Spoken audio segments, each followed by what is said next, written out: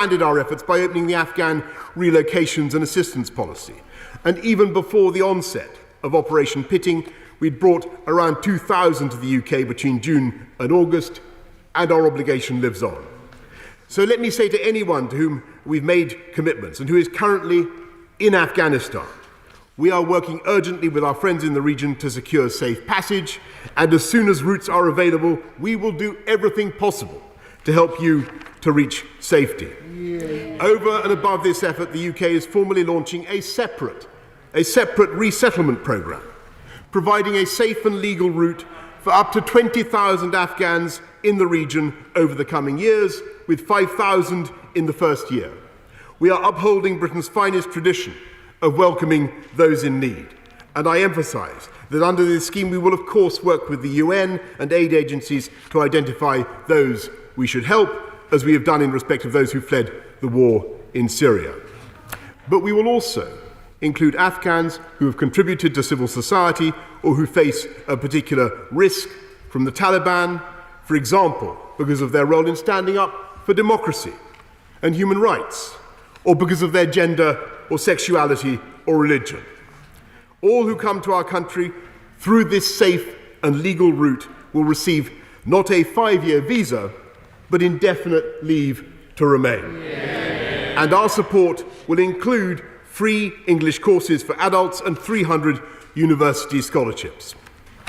We will shortly be writing to local authorities and the devolved administrations with details on funding for extra school places and long-term accommodation across the UK. I'm grateful for everything they are doing, and of course for the work of my honourable friend, the Minister for Afghan Resettlement. I'm delighted but not surprised that across our country people have been fundraising for our Afghan friends, and we have received numerous offers of help from charities and ordinary families alike. And anyone who wishes to join that effort can do so through gov.uk. Mr. Speaker, our first duty is to the security of the United Kingdom.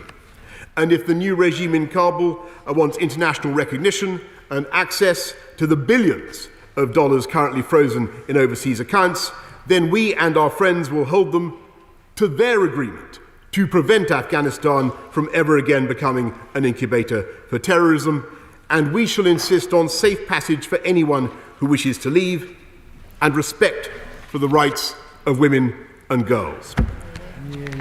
Our aim is to rally the strongest international consensus behind these principles, so that as far as possible the world speaks to the Taliban with one voice. To that end, I called an emergency meeting of the G7 leaders, which made these aims the basis of our common approach. And the UK helped to secure a UN resolution passed by the Security Council last week, making the same demands. Later this month at the UN General Assembly in New York, I'll work with the UN Secretary General Guterres and other leaders to widen that consensus still further. We will judge the Taliban by their actions, not their words, and use every economic, political and diplomatic lever to protect our own countries from harm and to help the Afghan people. We've already doubled the UK's humanitarian and development assistance to £286 million this year, including to help people in the region. Mr. Speaker, on Saturday we shall mark the 20th anniversary of the reason why we went into Afghanistan in the first place. The terrorist attacks on the United States, which claimed 2,977 lives, including those of 67 Britons. And if anyone is tempted to say that we have achieved nothing in that country, or still tempted to say, Mr. Speaker, that we have achieved nothing in that country in 20 years, tell them that our armed forces and those of our allies enabled 3.6 million girls to go to school. Tell them that this country and the Western world were protected from Al-Qaeda in Afghanistan throughout that period. And tell them, Mr. Speaker, that we have just mounted the biggest humanitarian airlift in recent history.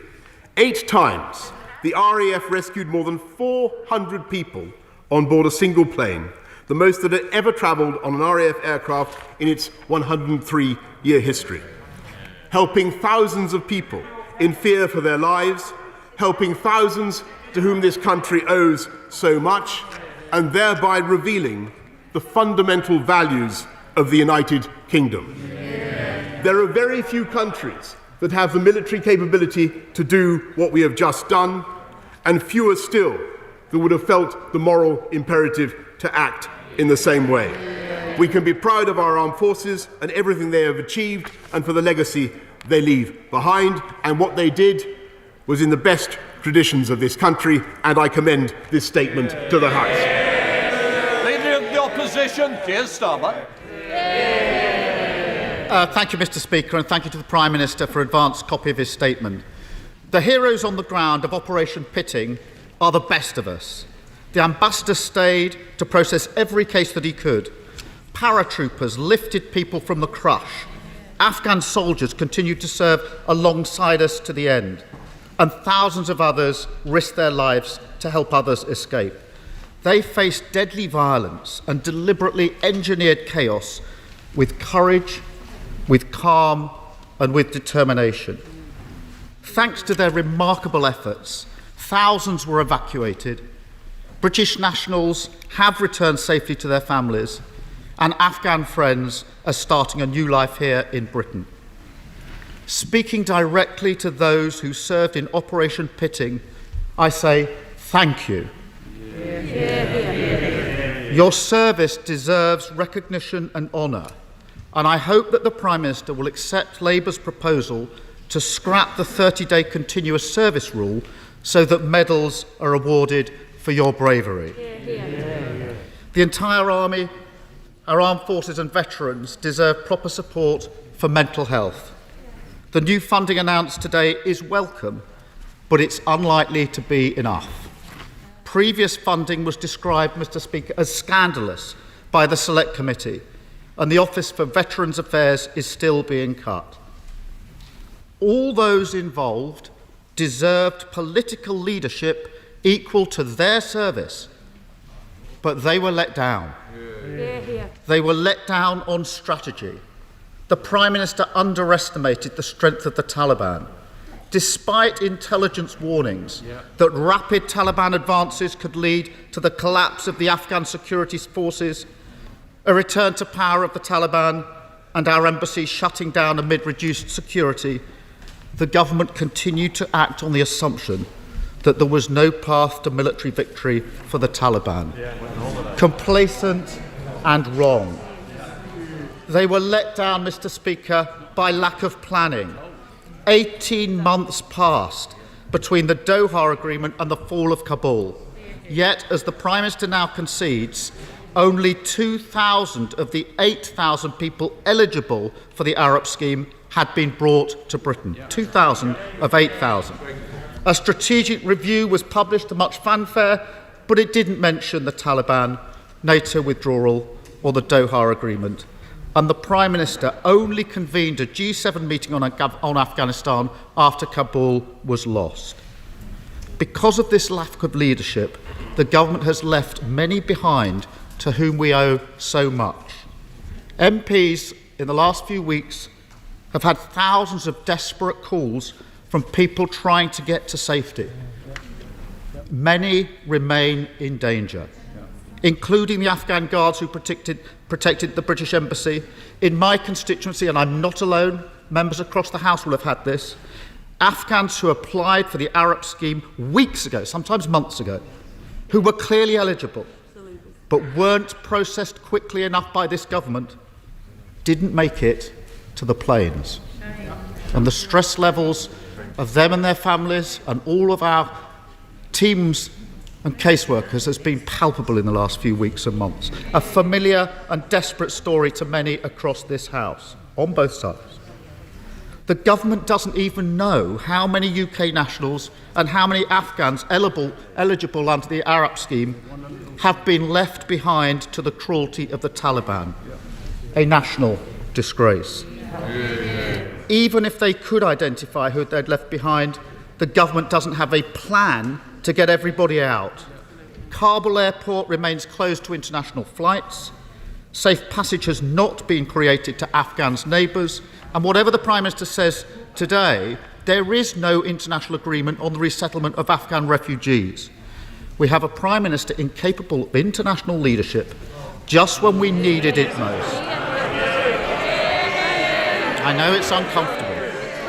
The terrible attacks from ISIS-K highlight the new security threat.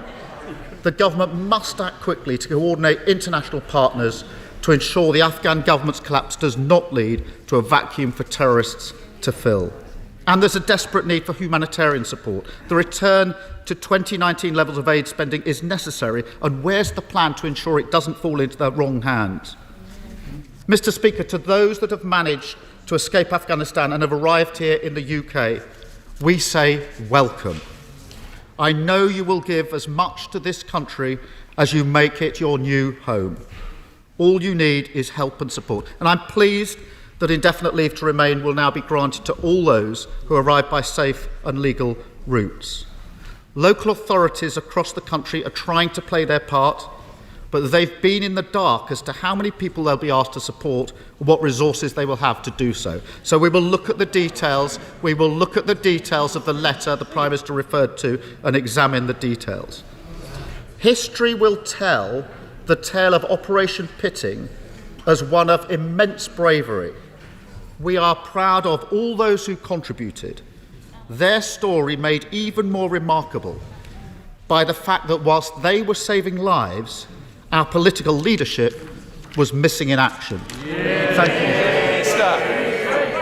Well, Mr. Speaker, there weren't many questions that the Right Honourable Gentleman put to me in that. He made the general assertion that the government hadn't been focusing on Afghanistan, but as far as I can remember, he didn't even bother to turn up to the first of the 3 statements I've given on Afghanistan in this House, Mr. Speaker, this year. I don't know where he was. Such were his instincts and such were his understanding of the importance of that issue. I can tell him, Mr. Speaker, that actually his figures are quite wrong. That before April we'd helped 1,400 people to safety from Afghanistan under the ARAP scheme since April. In April and August the 14th, we helped a further 2,000. And then, as he knows very well, Mr. Speaker, between August the 14th and August the 28th, this country performed an absolutely astonishing feat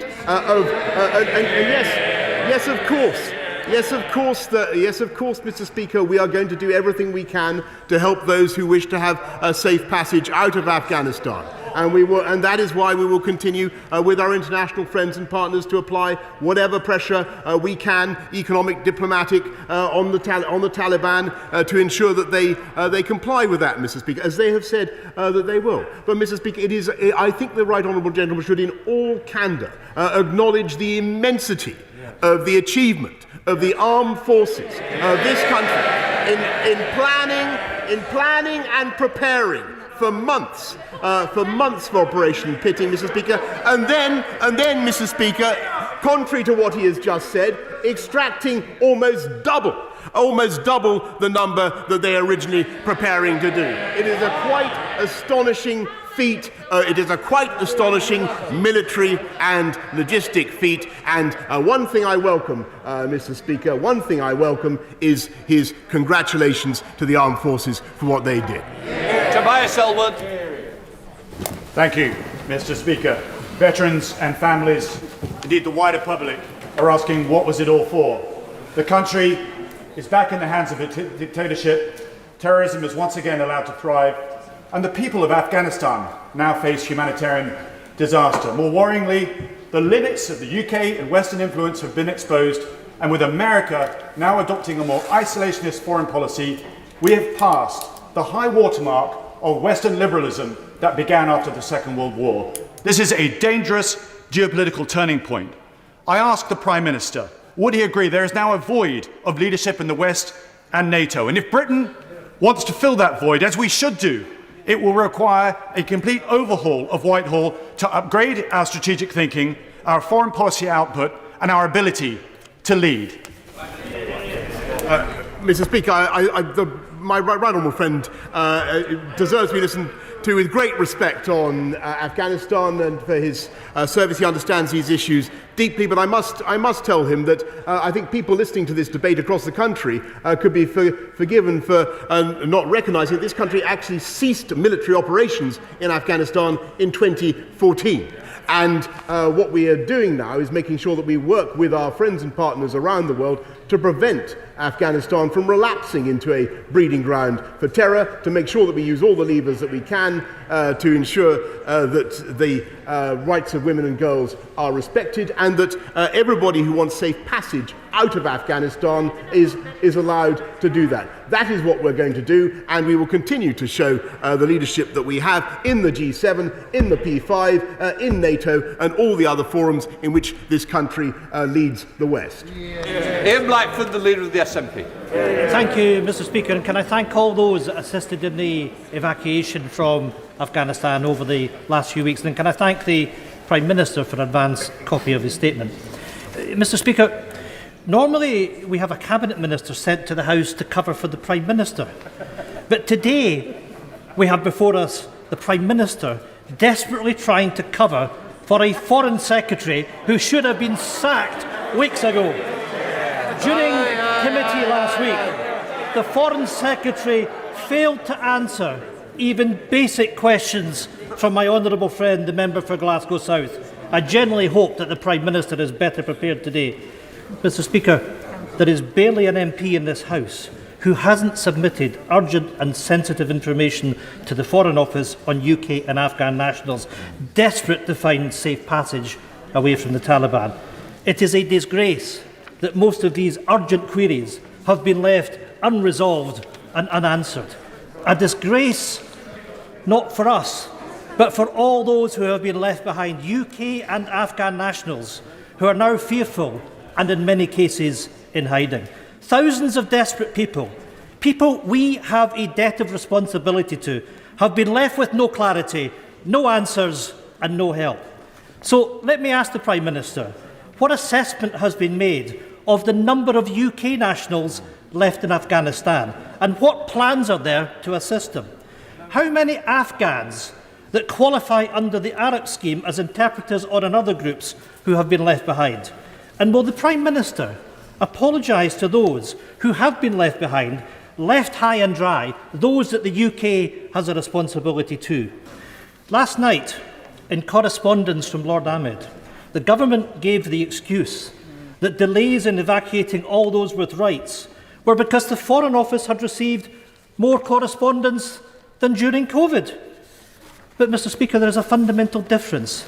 No one knew COVID was coming. The government had 18 months to prepare an exit strategy in Afghanistan. So can the Prime Minister give a firm deadline when the massive backlog of applications will be processed and provide a new target date for when safe passage will be offered to those UK and Afghan citizens?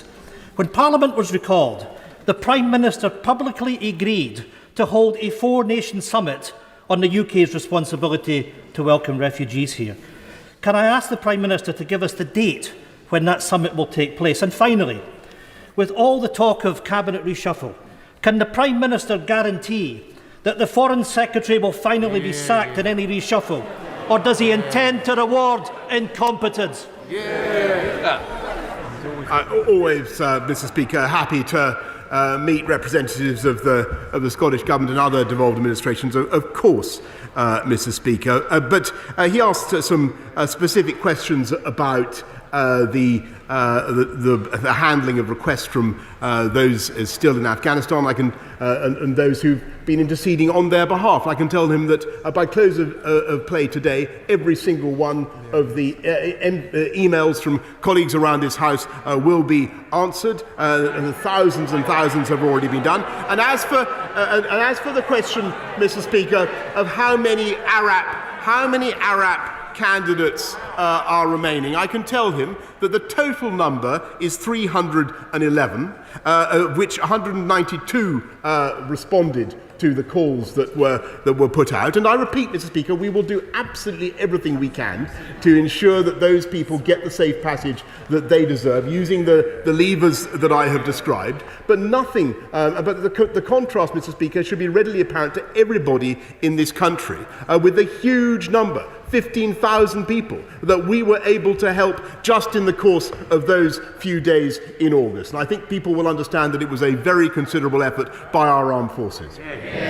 Just to help the House, we'll be running this to around 4:45. Not everybody's going to get in. People will be disappointed, but we're going to do our best. So let's help each other. Theresa May.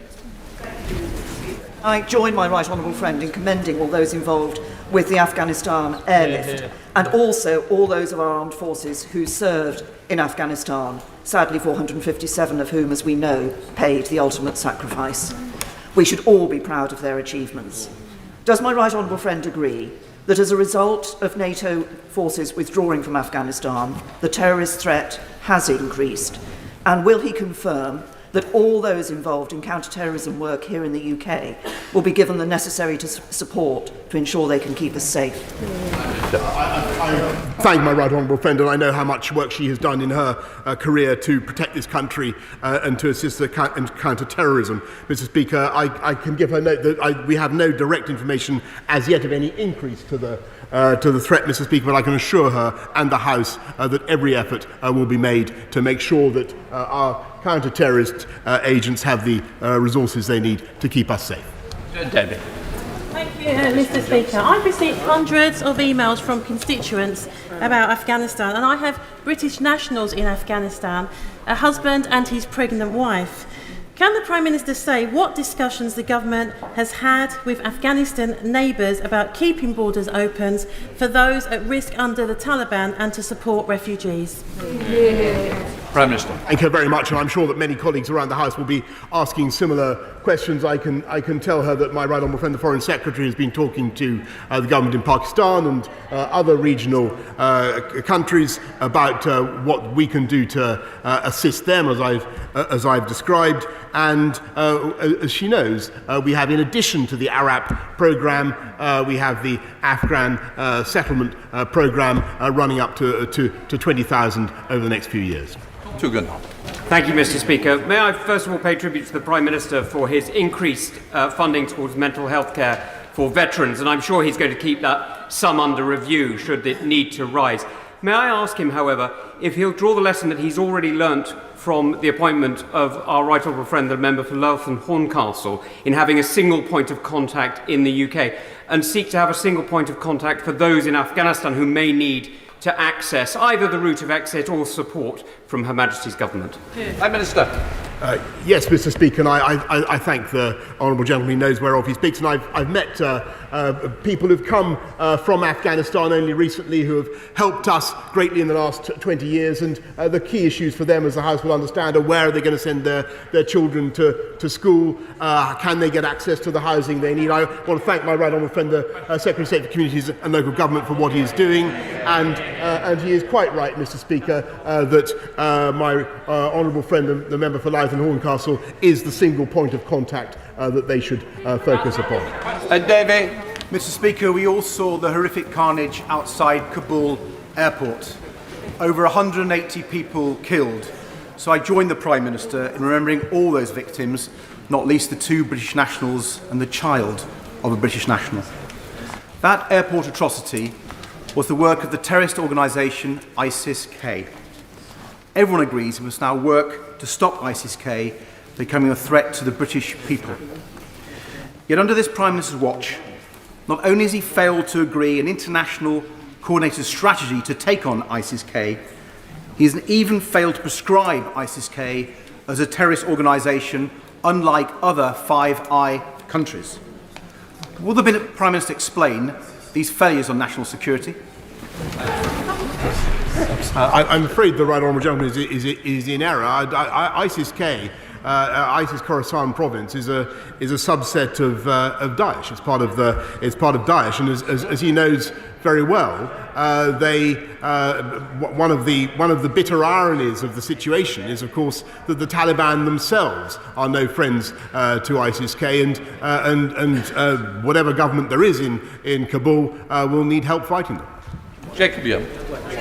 Speaker, we are proving our immense generosity by supporting those in dire need in Afghanistan with safe passage to the UK.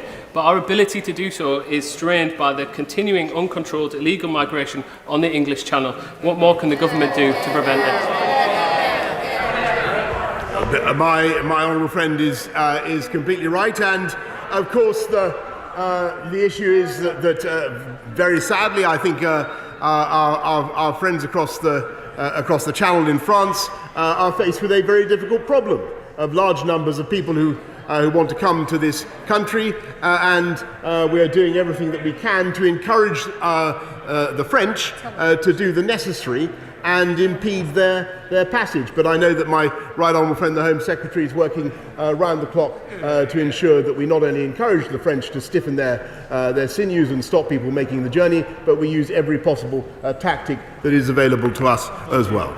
John MacDonald. Can I ask the Prime Minister, raise a constituency matter with the Prime Minister? I've had over 800 Afghani local families contact me about their concerns about their relatives in Afghanistan, and we now have the thousands that are coming to this country, largely coming through Heathrow, and being quarantined in about 7 hotels in my constituency. There's a real anxiety that on past performance of what's happened with asylum seekers in hotels in our constituency, they could be trapped in those hotels for quite a long time to come. What I'd like the Minister to arrange is for a meeting with myself and the relevant Minister or officials to discuss the plan for the support for those families, because I welcome, like everybody else, and my community does too, the support for those families, but also the long-term relocation plan to make sure that they have all that they can to settle here for the future. Thank you, Mr. Speaker. Well, the right honourable gentleman is right to draw attention to the issue. Some councils have responded magnificently, notably in the East Midlands and elsewhere. I know that my right honourable friend is putting, for CLG, is putting substantial funding in place, Mr. Speaker, but if he wants a further meeting, I have no doubt that the relevant Minister will be only too happy to oblige. Siobhan Ben. Mr. Speaker, I am working with incredible Stroud constituents who are dedicating their time to helping Afghan families under threat. These people are in hiding, the Taliban have been going door to door looking for them, border options are dangerous and constantly changing, they are absolutely terrified. Prime Minister, will you ensure and help me to show these families that they should not lose hope, and help us as MPs provide timely and credible information about safe passage options?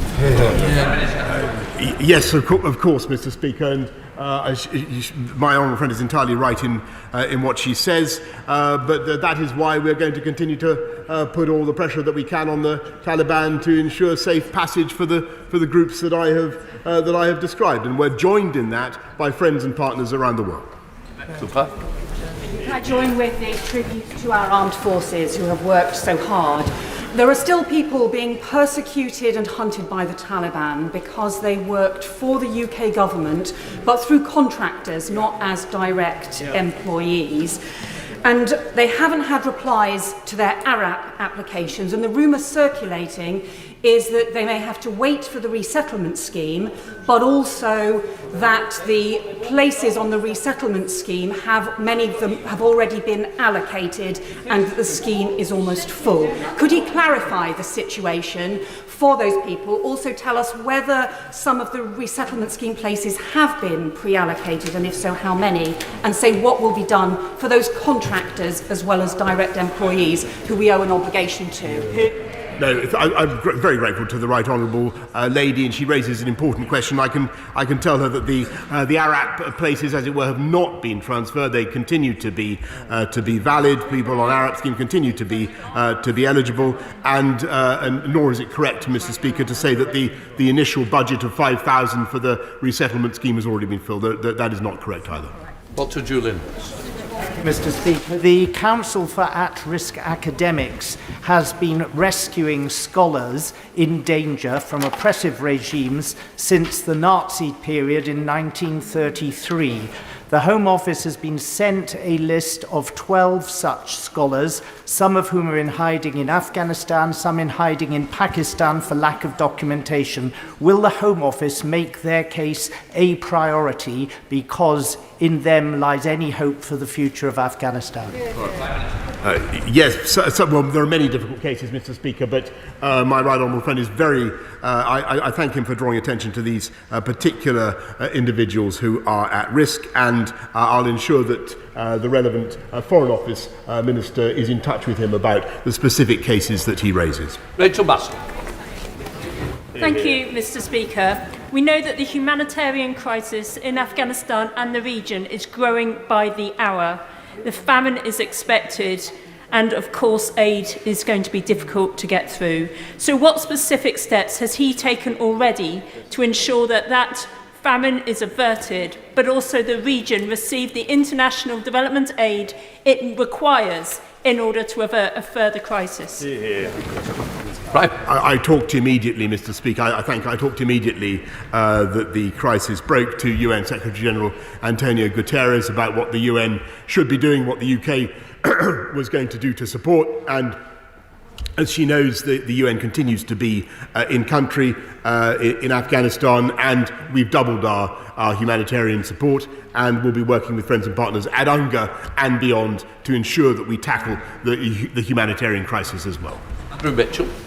Thank you, Mr. Speaker. Certainly the last months has seen the shattering of many illusions, but does my right honourable friend agree that if we are tonight to help the people of Afghanistan, millions of whom are out in the open and will not be fed, we need to make sure that the whole international community focuses on doing so through the mechanism of the United Nations and probably through the traditional mechanism of a regional contact group, and that Britain, through its experience on these matters, through its membership of the UN Security Council, through its G7 chairmanship, is now in a pivotal position to help those people I mentioned. My right honourable friend is completely right to raise the contact group in addition to the other forums that I have described, and to pay particular note to the role of the UN. And I know that my right honourable friend, the Foreign Secretary, has just talked to Jean Arnaud, the UN Secretary General's special representative to Afghanistan. I think that the contact group is a vital part of the way we should coordinate our efforts. Patricia Gibson. Speaker, 80% of the world's heroin and opium supply originates in Afghanistan, providing the Taliban with more than half its income and causing untold misery across the world. For the future, what steps is he taking in partnership with UK allies to prevent the Taliban and the organised criminal gangs they work with from flooding our communities with yet more heroin, given they are now in control in Afghanistan and have fewer impediments than ever to growing more opium? Sadly, Mr. Speaker, the rate of production and export of heroin, of opium from Afghanistan has been increasing in recent years, and I think the figure is actually even higher now in terms of global output than the one that the Honourable Lady suggests. And what is needed is, of course, to insist that the Taliban stop this, that they don't allow Afghanistan to continue to be a narco state. But the way to fight heroin consumption in this country is to have a strong crime-fighting institution such as the National Crime Agency. I was privileged to see the work of our United Kingdom's crime fighters doing fantastic work near Glasgow. Meg Hill. Steve Double. Mr. Speaker, the Prime Minister will be aware that as a result of the NATO withdrawal from Afghanistan, there is great concern that the terrorist threat to this country has increased. So can he reassure the people of this country that we maintain not only the military capability but also the political will to take whatever action is necessary against groups like ISIS-K to keep this country safe? My honourable friend makes an extremely important point, a question that I think a lot of people will have formed in their minds, and I know my right honourable friend, the Defence Secretary, has answered this before, but of course we keep those options on the table, and of course the Taliban are aware of that. Dame Meg Hill, yeah. Thank you, Mr. Speaker. Mr. Speaker, there are many barriers facing people already in the immigration system coming through. One is that some of my constituents have spouses and children whose original documents are with the Home Office and they only have photocopies. And another, of course, is the English language test. Is he and the Home Secretary proposing any movement on those issues in order to support people, particularly those already in the system, to get here as quickly as possible? Yes, I thank the Right Honourable Lady, and she should know that, of course, we try to help people coming from Afghanistan in the most expeditious way possible. And I think really this country cannot be faulted for the generosity of our offer on the resettlement programme, and it certainly cannot be faulted, Mr. Speaker, for the sheer number of people we've moved already to this country. Logan. Thank you very much, Mr. Speaker, and I welcome the Prime Minister's statements. Aside from the G7 and traditional partners that the Prime Minister referred to, in the months and years ahead in the region in Central Asia, along with Pakistan, Uzbekistan, and in particular with China, what role does he envisage these countries playing in the geopolitics of the region? Mr. Speaker, my friend asked a very, very important question. But I think the answer to that question is it is in the interest of every single one of the countries he has just mentioned to ensure that Afghanistan does not relapse into being a breeding ground for terror. Mr. Speaker, it is not in China's interest, it is not in Uzbekistan's interest, it is not in Russia's interest. Russia has abundant experience, Mr. Speaker, of the risks of Afghanistan. And that's why it's so important that we work with friends and partners around the world, and indeed those who aren't ordinarily classified as our friends, to achieve a common perspective on the pressure we've got to apply to the Taliban. Ellen Hayes. Thank you, Mr. Speaker. Many of my constituents have family members in Afghanistan who could be eligible for asylum in the UK under more than one route, for example via ARAP, or under the Foreign Office Special Cases criteria, or under family reunion. Yet there is currently no coordination between departments. My constituents are being passed from pillar to post. ARAP are refusing cases where there may be an alternative route, and the Foreign Secretary and the Home Secretary are not replying to their emails. When will the Prime Minister sort out this lack of coordination across his government? Well, Mr. Speaker, I must reject that in the strongest possible terms, because because the House has paid tribute, quite rightly, Mr. Speaker, to the work of the armed services over the last few weeks and months. But I think they should also pay tribute to the Foreign Common and Development Office, a rapid reaction team who went out to Afghanistan. They should pay tribute to the Border Force, officials who went out there and who worked hand in glove to help thousands of people come to this country in safety. Mark Harper. Mr. Speaker, in terms of protecting our country now that the risk from terrorists has undoubtedly increased, what is the Prime Minister's assessment, not just of the Taliban's willingness to deal with terrorists operating in Afghanistan, but actually their capability to deal with that terrorist threat, given what we saw from ISIS-K just a week or so ago?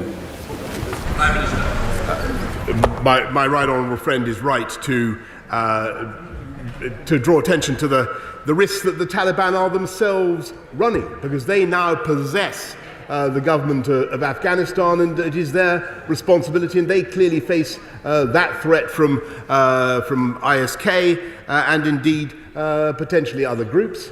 And of course, they will do everything, I imagine, to protect the public. But in the end, Mr. Speaker, we have to face the reality that the Taliban have now got the problem. We will do everything we can, of course, to ensure that we guard against future outbreaks of terrorism from that country, but it is in the interest of the new government of Afghanistan to crack down on terrorism as much as anybody else. Sybil Roberts.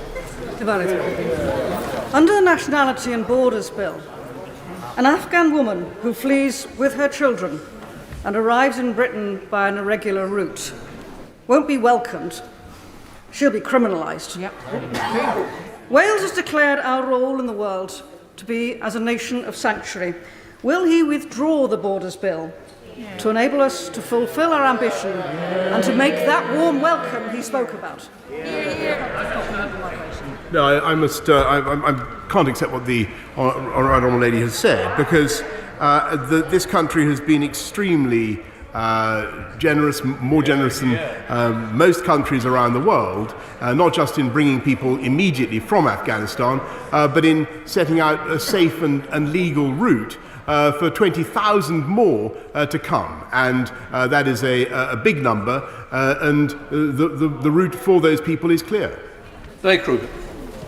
Speaker, I'm very pleased to hear about the Operation Warm Welcome, and Wiltshire, my county, is home to many thousands of British soldiers who have served with Afghan colleagues over the last 20 years. And I hope the Prime Minister will join me in congratulating Wiltshire Council and the communities of Wiltshire, including the military communities, for the welcome that they are offering to those refugees. And will he assure the House that councils across the country will get the resources they need to support those evacuees? Yes, I thank him, and of course I congratulate Wiltshire Council for what they are doing, as I congratulate all councils who are stepping up to the plate and helping Afghans to settle and to integrate at this time. But what I can tell him is that Wiltshire Council and all other councils involved will get the support and funding they need. Richard Bergen. Like other members, my constituency office and I have been doing everything we can to help constituents trapped in Afghanistan and to help their relatives who need to get out urgently. But it's clear that the government is failing to do all it can to help these vulnerable people and is disgracefully putting even more people's lives at risk. More widely, President Biden has called for an end to an era of major military operations to remake other countries. Given the huge loss of life in the disastrous and tragic wars in Iraq, Afghanistan, Libya and elsewhere, isn't it time that we do the same?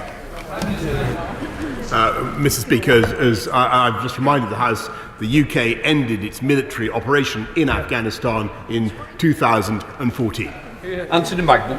Thank you, Mr. Speaker. Can I ask the Prime Minister what engagement he has had with NGOs, which are the only Western organisations that are still on the ground in Afghanistan, he and the Foreign Secretary have had, and what steps he will take to protect them? And can I also ask what parameters need to be met to see the embassy reopened? The British diplomatic network is one of the finest in the world. That is surely the way to be able to help those who have been left behind. My honourable friend is entirely right to draw attention to the incredible work done by aid agencies, by NGOs, and it's precisely to support those fantastic agencies that we've doubled our humanitarian aid to Afghanistan, to the region, to £286 million this year. Dan Jarvis.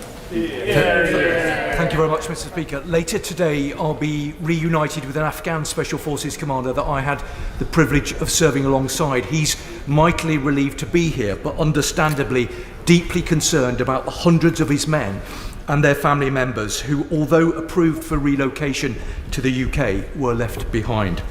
What can I tell him is being done to ensure that those who are in limbo are afforded safe passage, protection and unimpeded access to the UK?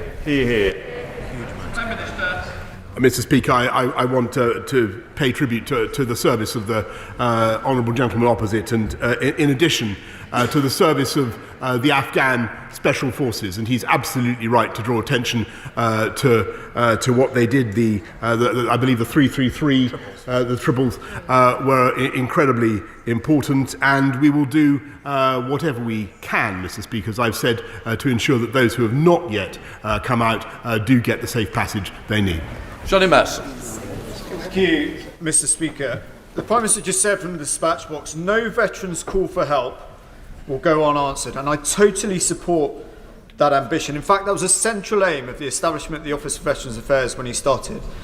But he knows, and I know, that he has consistently failed to take the measures required to make that a reality for veterans in communities like mine. What is he going to do differently to make veterans feel like this change and not just read about it in the newspapers or hear about it from Westminster?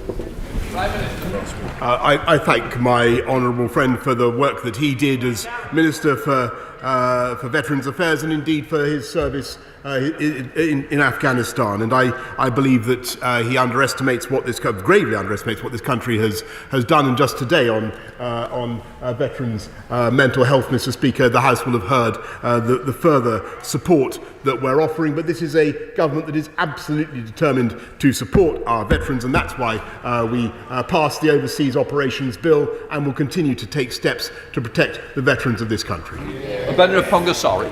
Thank you, Mr. Speaker. I have cases involving over 300 people who are still stranded in Afghanistan, and despite raising every case with the FCDO and the Home Office, I'm yet to receive a substantial response. Not one. My constituents are desperate for information on how to travel to third countries and when the full resettlement scheme will be launched.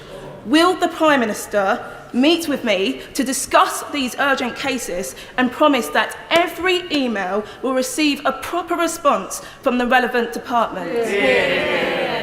I thank her. I expect that she speaks for many colleagues around the House who like me, who will have received messages from those who wish to leave Afghanistan. But I just repeat what I said earlier on, Mr. Speaker, that every single email from colleagues is being responded to by close of play today. Peter Byrne. Thank you, Mr. Speaker. And like many members, I've had emails from Afghans in this country worried about their people back in Afghanistan. And the Home Office and the Foreign Office have managed to get some of those people relocated. But I had the extraordinary situation, sir, where I had an email, a very detailed email, about these Afghans who had been persecuted, who had worked for the British, and it was very detailed, and they produced all the documentation. Then the following day, my constituent wrote to me and said, "I'm really sorry. It's a complete lie. These people are Taliban, and I can't go through with this masquerade." I just wonder, sir, whether we should be on a guard against getting such people into this country. My honourable friend will be relieved, I'm sure, like many people in this House, to know that from the very beginning of pitting and the ARAP scheme and all the subsequent schemes that we've put in place, the very highest possible security checks have been instituted to make sure that people are who they say they are, and that we receive to this country the people who genuinely deserve to come here. Stephen Furry. Mr. Speaker, can the Prime Minister clarify the current situation that applies to those Afghans who were in this country and in our asylum system prior to the fall of Kabul? Will they too be given indefinite leave to remain? And surely there is no circumstances in which they would be forced to return to Afghanistan? Mr. Speaker, I'm grateful you raised an important point, but many of these individuals will already be going through procedures in the courts, and we can't interrupt them, so those will go on. David Davis. The whole House agreed with the Prime Minister when he celebrated the heroism of our troops, but that simply served to crystallise that this was not so much a defeat as a capitulation, an abandonment by the West of both people and principle. Can I ask the Prime Minister whether he believes Tony Blair was right this morning when he said the Western leadership was naive to believe that countries could be remade, or was it that our remaking of Afghanistan needed to last longer? Well, if Mr. Blair, Tony Blair, was saying that it was naive to believe that countries could be remade, Mr. Speaker, and he was thinking of some of the things that he supported, then I think he was spot on. Tony Lloyd. Thank you, Mr. Speaker. Can I say to the Prime Minister, he will know that after the calamitous collapse of the government in Kabul, the disorderly retreat by Western powers, that there was rejoicing in parts of Mozambique, across the Sahel, and of course in Somalia. Those are countries in which we have an interest because, if nothing else, they can be a source of terrorism here. What messages is he prepared now to give about the UK, but about the UK working with partners to guarantee that there is a proper response, a measured response that will make sure that we are not at risk of terrorism?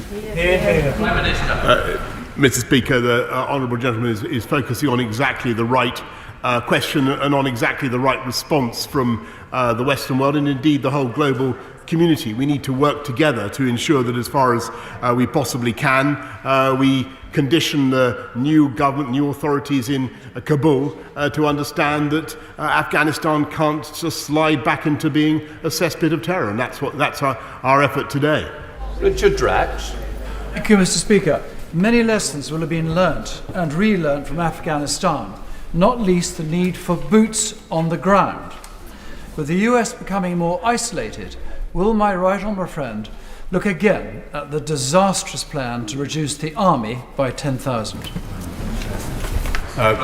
Mr. Speaker, we are very proud of what we've done since this government came in to increase the size of our defence commitments to the biggest by the biggest amount since the end of the Cold War. And on his point about Afghanistan, I think that the reality is that even when there were 130,000 Western troops in Afghanistan, it was not possible to subjugate the Taliban, and I'm afraid that we're living with the lessons of that today.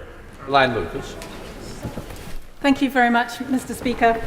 Last Friday, through tears, a young Afghan constituent told me how his father, a British citizen, was turned away from the Baron Hotel in Kabul on the 28th of August. His father was trying to evacuate his other children, but he was refused permission to take two of them out of the country because they were aged 18 and 19.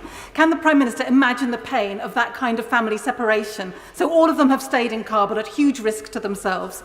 Will he look again at the rules of family reunification and finally make it possible for families to stay together and not to have to face this terrible, terrible choice?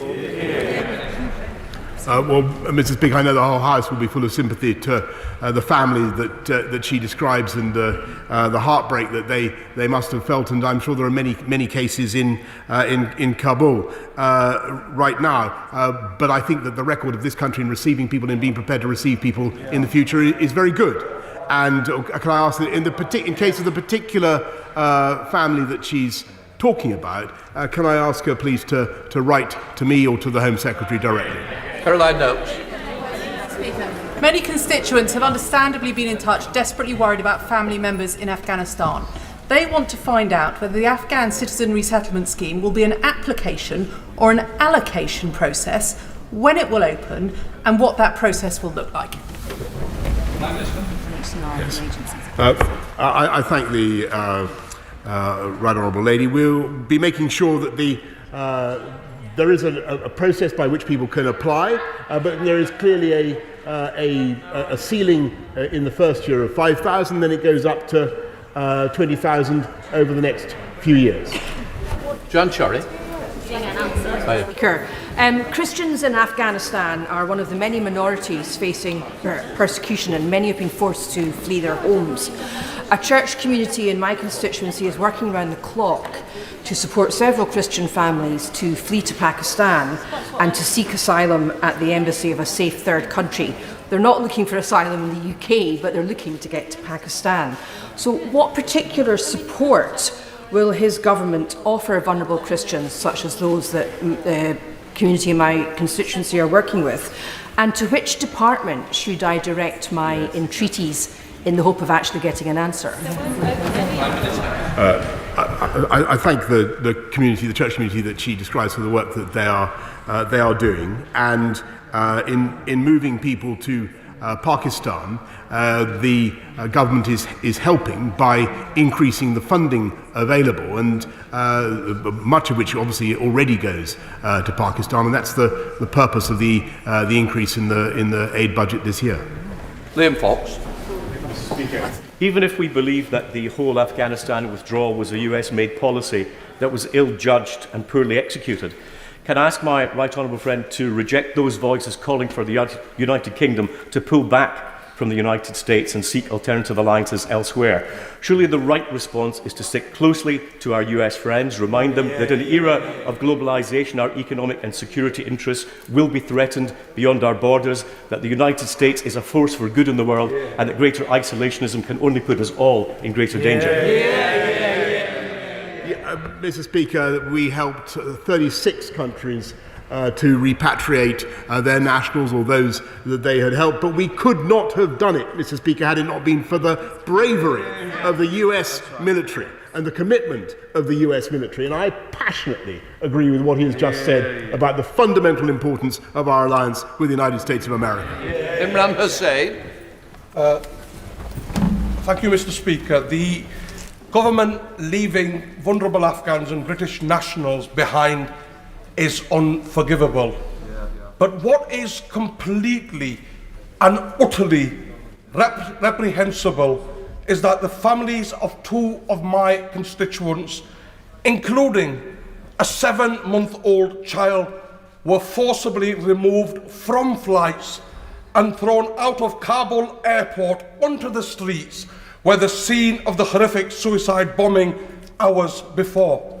Mr. Speaker, I am absolutely furious, and I want to ask the Prime Minister, how on earth was this potentially fatal decision allowed to happen even after I raised these matters with ministers sat to his left and his right? And how many others were ejected from the airport into harm's way? And just what does he have to say to the families that the government has now put in grave danger?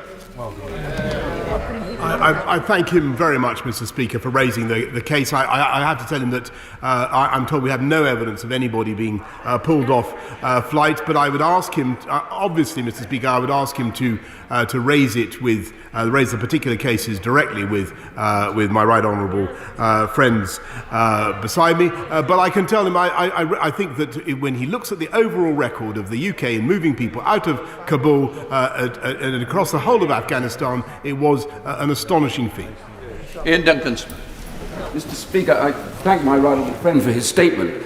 Can I ask whether or not he's noticed that the Chinese government, since our departure from Afghanistan, has used Afghanistan to up its threats on Taiwan with hundreds of overflights, threatening them and telling them when the war comes, the US will not be there to support them. Could my right honourable friend take this opportunity from the dispatch box to say to the Taiwanese and others, we fully support their right to democracy, self-determination, and we will be there to support them no matter what the Chinese say, and could we persuade the Americans to do the same?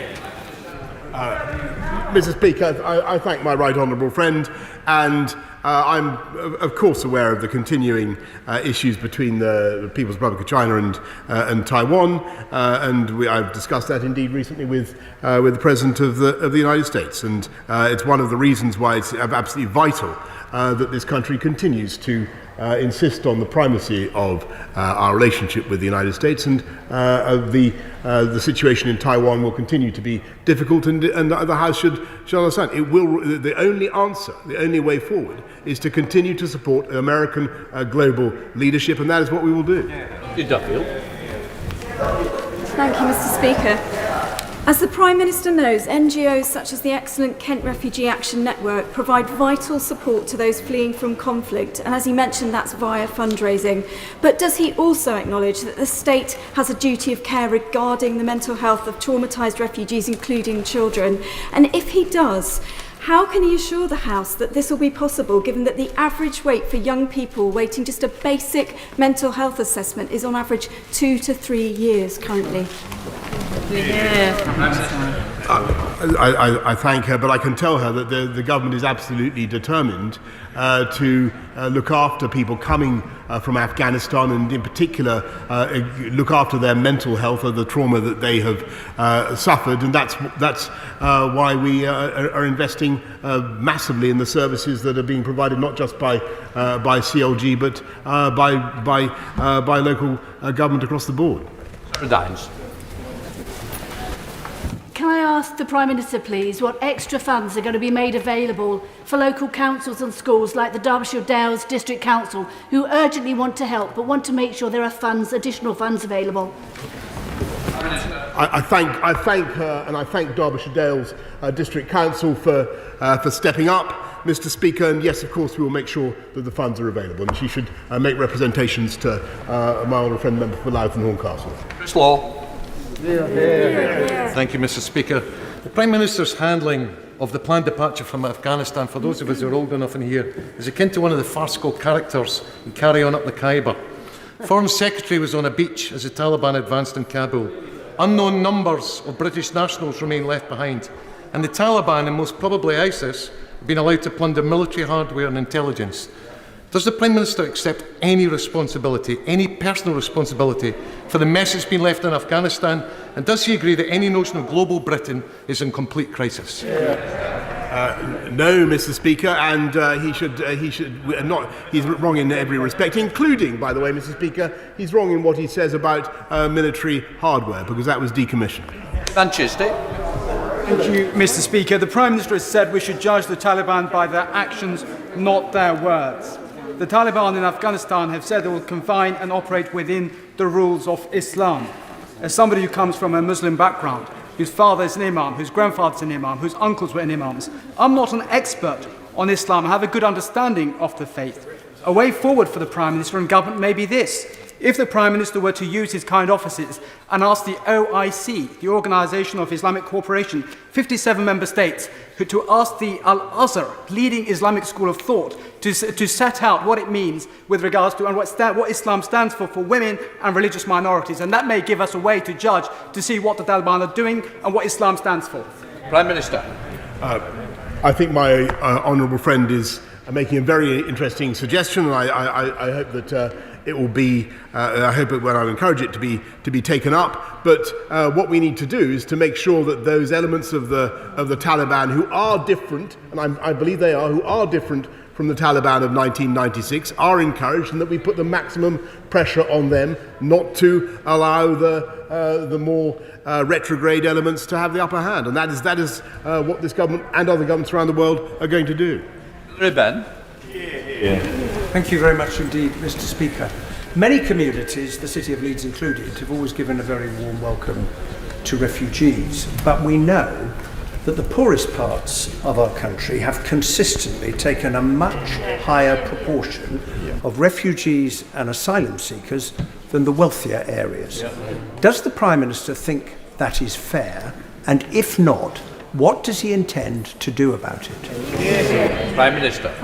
Mr. Speaker, I believe the whole country should pull together and everybody should step up to the plate. And I know that there are councils across the country that will want to help and are helping. I thank the people of Leeds very much for what they've done, both now and historically, and I hope that councils around the world will follow their example, around the UK will follow their example. And a gentleman. Can I thank my right honourable friend for his statement, in which he refers to the fact that Saturday is the 20th anniversary of 9/11. And given that public confidence has taken quite a bashing from this episode in the government's strategic thinking, is it not now time for a cold, hard, strategic look at how well we have done over the last 20 years, what has gone well, the mistakes we have made, what we have learned, and what should be implemented to implement those lessons? Will he undertake to make sure that reflection takes place? Prime Minister. Yes. I'm grateful to my right honourable friend. I think the best I can do is direct him once again to the integrated review, which I know that he has studied and I believe is now more relevant than ever. Jim Sharp. I thank the Prime Minister for his statement today. Is the Prime Minister aware that there is a desire within industry to help provide refugees with housing and jobs? Two firms in my constituency, for instance, Waterbrook Foods and Mass Direct, are very keen and willing to give the jobs to the Afghanis and also have the access to private housing. Goodness always shines through, Prime Minister, and I think that's something we should always remember. What steps can the Prime Minister give via the Treasury to help assist and incentivise firms who want to help those who served alongside British forces and whose lives are at risk for their commitment to freedom and democracy in Afghanistan? Thank you. Prime Minister. Mr. Speaker, the honourable gentleman makes an incredibly important point, because the labour market is full of vacancies at the moment, and there are obviously opportunities for hard-working people of talent and energy to come and make their lives across the whole of the UK, and we will help them with training, with the English language, and as I've been saying, with what else they need. Lynn Marston. Thank you, Mr. Speaker. In stark contrast with the Leader of the Opposition, whose definition of leadership seems to be silence followed by 2020 hindsight. I commend the Prime Minister for his leadership in this crisis, and I ask him to continue that, both on behalf of the UK and the G7, for women and girls in Afghanistan, both for their education and for their wider participation in Afghan society. I thank my honourable friend, and I think, and I have to say, I think that the UK, together with our German friends, our Italian friends, our French friends, our American friends, are pulling together with all our G7 colleagues and others, are pulling together to forge a collective global view as far as we possibly can about how to deal with the new regime in Kabul. And it's by working together that we will get the best results. And the UK, as the whole House knows, is in pole position in all the key institutions, and we will continue to exercise that role. Jeremy Corbyn. I realise the government's focus at the moment is on refugees and dealing with the immediate crisis. But does he not think that with tens of thousands of Afghan dead, thousands of American dead, hundreds of British dead, it is time for a full inquiry into the whole process that led us into Afghanistan and the whole notion of a foreign policy in which we intervene all over the world and start to re-examine our place and our role in this world? Prime Minister. The right honourable gentleman knows, because he's heard me say it before, that there was a full review after the extraction, after the end of the military operation in 2014, a review of what it achieved and the legacy of those brave British men and women who served in Afghanistan. I think that was the right thing to do. As for the rest, I don't know whether he's read the integrated review from cover to cover, Mr. Speaker, but I direct him to it. Andrew Bridgen. Following our ignominious withdrawal from Afghanistan, where effectively we were dragged out on the coattails of our more powerful American allies, the world has changed, Mr. Speaker, and the world has become a more dangerous place. Would my right honourable friend share with the House his latest assessment of the so-called special relationship? And isn't it time for another defence review? Minister. Mr. Speaker, I thank my honourable friend. His trenchant views I often agree with, but I think in this case the special relationship is basically, Mr. Speaker, I think I called it at Carbis Bay the irreplaceable or the indestructible relationship. I can't remember exactly what phrase I used, but that is what it is. It is a basic geopolitical fact, and on the special relationship rests much of the security of the last 100 years, and it will continue to be of cardinal importance to this country, and that is a fact that is as understood in Washington as it is in this country. Into Kyle. The Prime Minister has turned his back on the EU, the Washington has turned its back on him. Can you tell us, since he became Prime Minister and stood on a platform of global Britain, where does Britain have more influence than before he became Prime Minister? Prime Minister. I'm delighted to say, Mr. Speaker, that thanks to virtually everywhere is the answer to that, Mr. Speaker. But across the because we are able. We not only have our own sanctions policy, Mr. Speaker. We've been able to set up embassies and legations, new ones around the world, in the South Pacific, in Africa, where we are opening up, Mr. Speaker. And Mr. Speaker, we are doing free trade deals. I think a total of 63 so far, Mr. Speaker. And who knows? Maybe there'll even be another one this week, Mr. Speaker. That's it. Thank you, Mr. Speaker. As the Prime Minister will be aware, that the majority of people who came to this country from Afghanistan came via Birmingham Airport to my constituency. Will my right honourable friend join me in commending the team at Birmingham Airport, Solihull Council, third sector organisations like Entrade at Three Trees Community Centre, who welcome nearly 1,000 people a day, and sometimes many, many children and young babies? Prime Minister. Yes, Mr. Speaker, I had the opportunity to thank the troops the other day, but I want to thank everybody who's been involved, the border force officials, everybody in the councils who's been at the front line of dealing with this crisis. I think they've done it with exceptional humanity and compassion. Thank you, Mr. Speaker. I've sent 143 Afghans who are connected with my constituency through to the Foreign Secretary and to the Defence Secretary and the Home Secretary. I got them on the wrong order, but anyway, all three of them, because there are three different channels. Can I just urge the Prime Minister to reflect on the idea that has been suggested by countless colleagues on this side, that there should be a single triage point, a single person that deals with all of these, because since I sent in those names, one of them has been shot, one has been raped, and one has been tortured. So people are desperate to try and get the best result for these people. I'm sure the ministers want to help, but at the moment it just feels as if the left hand doesn't know what the right hand is doing. Mr. Speaker, I'm sure the whole House sympathises very much with what's happened to the individuals that he describes in Afghanistan, and we are doing our level best to help people as fast as we can. I want the government to focus on helping people with a single point of contact. That's why my honourable friend, the member for Louth and Horncastle, is the person in question. Mr. Clarkson. Thank you, Mr. Speaker. The men and women who serve in our armed forces are remarkable and make huge sacrifices both personally and in their careers. Can my right honourable friend, the Prime Minister, confirm that they're going to get the very best of support and care when they return home, so that they know this nation is grateful for what they've done? Prime Minister. Yes, Mr. Speaker, it's absolutely vital that those who have given so much, who served so bravely in Afghanistan, and indeed their families, should receive the lifelong support that they deserve, and they will, Mr. Speaker. Jessica.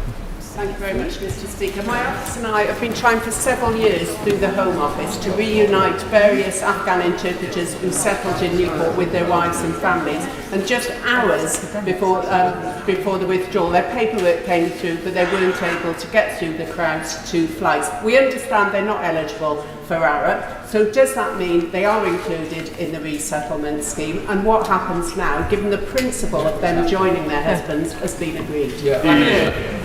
I'm very grateful to I'm very sorry to hear what happened at Hamid Karzai International Airport. I hope that they will be successful under the resettlement scheme, and if she'd be kind enough to send details through to the Home Secretary, I'd be very grateful.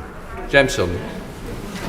Mr. Speaker, it's very easy, of course, to apportion blame with the benefit of hindsight, but this is a really complex environment, and the current situation is as much a failure of leadership in Afghanistan as anything else. Whilst we may not want to engage with the Taliban, does the Prime Minister agree that we have no choice but to do so, and perhaps with a forward presence in Kabul in the same way that our Chinese and Russian adversaries have? Prime Minister. Mr. Speaker, if I may say so, my honourable friend is very wise in what he says. I believe that it is inevitable for us to engage with the Taliban, and indeed we have been. We are at the airport. British troops were working directly with their Taliban counterparts to ensure that the operation went through, and that was an inevitability, Mr. Speaker. And we will, of course, look at further cooperation, but as I said to the House, we will judge the new regime in Kabul not by what they say, but by what they do. Right, Matt Fadden. Mr. Speaker, our troops did a great job at Kabul airport, but it's also the case that events of recent weeks have exposed the limitations of our ability to act out with the umbrella of the United States, even if we wanted to choose a different path. What is the Prime Minister's response to the exposure of those limitations? Prime Minister. I don't agree with what he said, because I think that the particular case of Afghanistan was one in which America was very much engaged because of 9/11. It was America that supplied 98% of the air power. The munitions dropped. 98% were from the US. It was overwhelmingly a US-led mission, but that doesn't mean that the UK cannot cooperate and will not cooperate with other friends and partners around the world. That is what we're going to continue to do. James Ray. 167 occasions all told, I stood with the people of what's now Royal Britain Bassett to see 345 of our comrades repatriated to this country. On no occasion did I hear anybody say why. Nobody ever said these lives were wasted. Nobody was ever ashamed of what had happened. On the contrary, they were proud of the fact that these young people had given their lives for the service of their country and for the benefit of the people of Afghanistan and for the security of the world. Would the Prime Minister not agree with me that that should now be the litmus test as to how we judge what's happening in Afghanistan? We should be proud of all we've done. Prime Minister. I thank my right honourable friend. I believe he speaks for millions of people, quiet people, up and down this country. Dan Abbott. Prime Minister will be aware that the entire House is united in offering our respect and our congratulations to the people at the grassroots who made that evacuation of British passport holders and Afghans possible in recent weeks. But the Prime Minister must also be aware how difficult it has been to get responses from government departments on behalf of our constituents who are terrified about their relatives and want to arrange for safe passage for their relatives. Will the government give the House an undertaking that he will make sure that the relevant government departments have the resources, have the people, so we are able to communicate with our constituents and give them some news at least? Prime Minister. I thank her, and she's really repeating a point that's been made up and down across the House by many colleagues this afternoon. But I think that the work so far has been extraordinary. I pay tribute to the speed with which British officials have done their best to respond, and every email, as I said, Mr. Speaker, will be answered by tonight. There's some didn't get in, and hopefully we can pick those up in the next statement from the Foreign Secretary. Call the Foreign Secretary. So I do like Don.